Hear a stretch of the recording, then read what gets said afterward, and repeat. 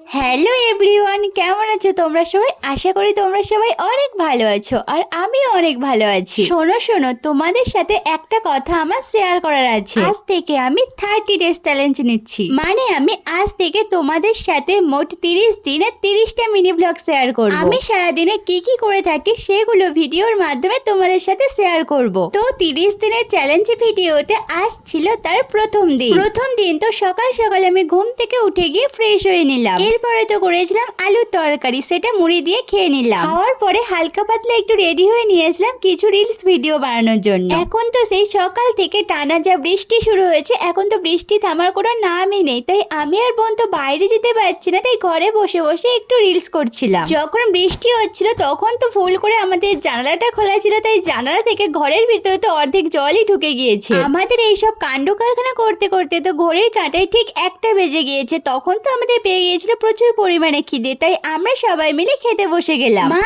আজ দুপুরে রান্না করেছিল চিচিঙ্গে ভাজা আর সাথে ছিল ডিমের তরকারি। আরে আরে, কোথায় চলে যাচ্ছ তোমরা? আমার চ্যানেলটাকে সাবস্ক্রাইব করে নাও পরের ভিডিওগুলো দেখার জন্য। আজ তাহলে আসি, বাই বাই।